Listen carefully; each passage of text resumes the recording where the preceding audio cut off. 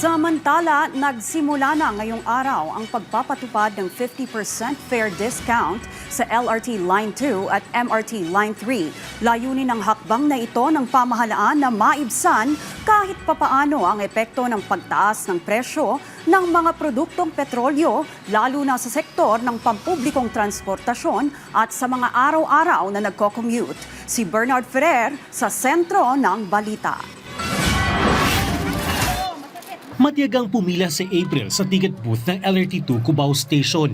Ngayong Lunes, sinimula ng Department of Transportation ang pagpapatupad ng 50% fare discount sa LRT2. Layunin ng hakbang na ito ng pamahalaan na maibsan kahit bahagya ang epekto ng pagtaas ng presyo ng mga produktong petrolyo, lalo na sa sektor ng pampublikong transportasyon. Malaking tipid ito sa pamasahe ni April. Dating 25 pesos na pamasahe papuntang Antipolo ay naging 13 pesos na lamang.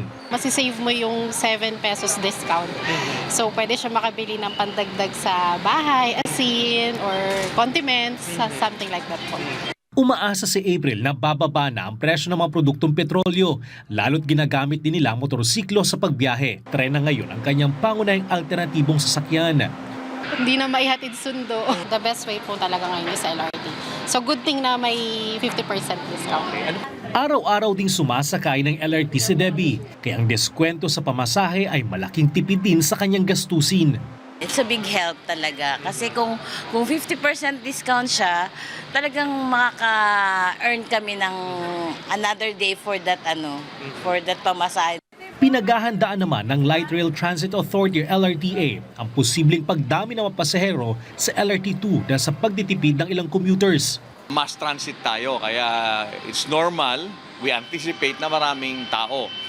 Ang number one na paghahanda na ginagawa natin dyan is make sure na walang aberya yung ating mga tren. Number two, yung mga station facilities natin dapat maayos. Ano itong mga to? Elevator, escalator, comfort rooms, mga ticket vending machine, mga personnel natin dapat available lahat. Tiniyak ng DOTR na ginagawa ng pamahalaan ng lahat ng makakaya para maibsan ang paghihirap ng mga Pilipino sa gitna ng kaguluhan sa Middle East. Prioridad ng kagawaran ang tuloy-tuloy na biyahe at mas murang pamasahe kaya pinatutupad ang 50% fare discount. Para sa Blue Beep Card users, otomatikong ipatutupad ang diskwento sa pamasahe. Mananatili rin ang 50% discount para sa mga White Beep Card holders, gaya ng mga senior citizens, persons with disability at mga estudyante.